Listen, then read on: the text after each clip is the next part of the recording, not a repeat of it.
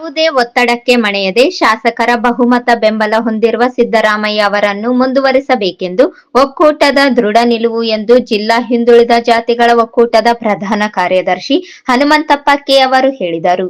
ನಗರದ ಪತ್ರಿಕಾ ಭವನದಲ್ಲಿ ಸುದ್ದಿಗೋಷ್ಠಿ ನಡೆಸಿ ಮಾತನಾಡಿದ ಅವರು, 2022ರ ವಿಧಾನಸಭಾ ಚುನಾವಣೆಯಲ್ಲಿ ಕಾಂಗ್ರೆಸ್ ಪಕ್ಷ ಬೃಹತ್ ಬಹುಮತ ಪಡೆದ ನಂತರ ಶಾಸಕಾಂಗ ಸಭೆಯ ನಿರ್ಣಯದಂತೆ ಸಿದ್ದರಾಮಯ್ಯ ಅವರನ್ನು ಮುಖ್ಯಮಂತ್ರಿ ಸ್ಥಾನಕ್ಕೆ ಆಯ್ಕೆ ಮಾಡಲಾಗಿದ್ದನ್ನು ನೆನಪಿಸಿದರು. ಮುಖ್ಯಮಂತ್ರಿ ಸ್ಥಾನಕ್ಕೆ ಸಂಬಂಧಿಸಿದಂತೆ ಒಪ್ಪಂದ ವಿಚಾರದ ರಾಜಕೀಯ ಚರ್ಚೆಗಳು ನಡೆಯುತ್ತಿರುವ ಸಂದರ್ಭದಲ್ಲಿ ಸಂವಿಧಾನದ ಪ್ರಕಾರ ಮುಖ್ಯಮಂತ್ರಿಯನ್ನು ಆಯ್ಕೆ ಮಾಡುವ ಅಧಿಕಾರ ಸಂಪೂರ್ಣವಾಗಿ ಶಾಸಕರದ್ದೇ ಆಗಿದ್ದು, ಯಾವುದೇ ಸಮುದಾಯ ಸಂಘಟನೆಗಳು ಅಥವಾ ಮಠಾಧೀಶರು ಒತ್ತಡ ಹೇರುವಂತಹ ಪರಿಸ್ಥಿತಿ ಮಾನ್ಯವಾಗುವುದಿಲ್ಲ ಎಂದು ಹೇಳಿದರು. ಒಕ್ಕಲಿಗ ಸಮುದಾಯದ ಕೆಲವು ಸಂಘಟನೆಗಳು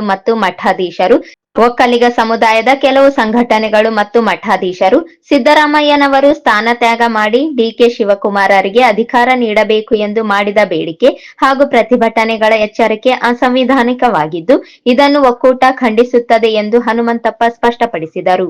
ರಾಜ್ಯದ ಒಕ್ಕಲಿಗರ ಜನಸಂಖ್ಯೆ ಕೇವಲ 8% ರಿಂದ 9ರಷ್ಟಿದ್ದರೆ, ಅಹಿಂದ ಸಮುದಾಯಗಳ ಒಟ್ಟು ಜನಸಂಖ್ಯೆ 75% ಇರುವುದರಿಂದ ಅಹಿಂದ ಸಮುದಾಯಗಳ ಬಲವಾದ ಬೆಂಬಲವೇ ಕಾಂಗ್ರೆಸ್ ಸರ್ಕಾರದ ಸ್ಥೈರ್ಯಕ್ಕೆ ಪ್ರಮುಖವಾಗಿದೆ ಎಂದು ತಿಳಿಸಿದರು.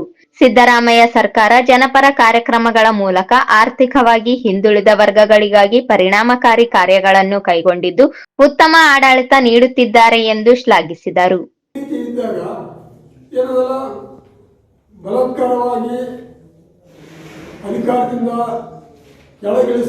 ಇಳಿಸಕ ಮಾಡ್ತಾ ಇರ್ತಕ್ಕಂಥ ಒಕ್ಕಲಿಗರ ಪ್ರಯತ್ನ ನಾವು ಅಹಿಂದ ಸಮಾಜ ಖಂಡಿಸ್ತೀವಿ. ನಾವು ಅಹಿಂದ ಸಮಾಜ ಅನ್ನೋದಲ್ಲ, ಜನಸಂಖ್ಯೆಯಲ್ಲಿ ರಾಜ್ಯ ಜನಸಂಖ್ಯೆಯಲ್ಲಿ 75% ಇದೆ. ಈ 75% ಜನ ಸಿದ್ದರಾಮಯ್ಯ ಅವರ ಬೆಂಬಲಿಗೆ ಇದೆ.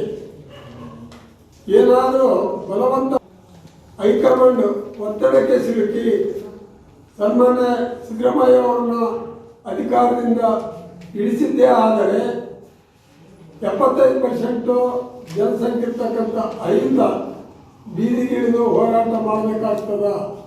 ಇದಲ್ಲದೆ ಮುಂದಿನ ದಿನಗಳಲ್ಲಿ ಕಾಂಗ್ರೆಸ್ಸಿಗೆ ಈಗೇನು ನಾವೆಲ್ಲ ಬೆಂಬಲ ನೀಡಿದಲ್ಲ, ಅದು ಏನದಲ್ಲ, ಅದು ಕಳೆದುಕೊಳ್ಬೇಕಾಗ್ತದೆ. ಹೀಗಾಗಿ ನಾವು ಎಚ್ಚರಿಕೆ ಕೊಡ್ತಾ ಇದ್ದೀವಿ.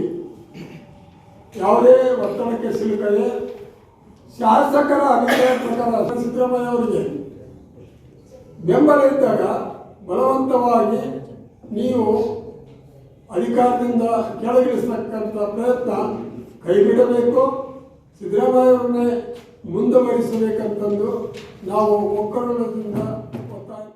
ಸುದ್ದಿಗೋಷ್ಠಿಯಲ್ಲಿ ಸಂಘಟನೆಯ ವಿವಿಧ ಪದಾಧಿಕಾರಿಗಳು ಹಾಗೂ ಹಿಂದುಳಿದ ಜಾತಿ ಸಮುದಾಯದ ಪ್ರತಿನಿಧಿಗಳು ಹಾಜರಿದ್ದರು.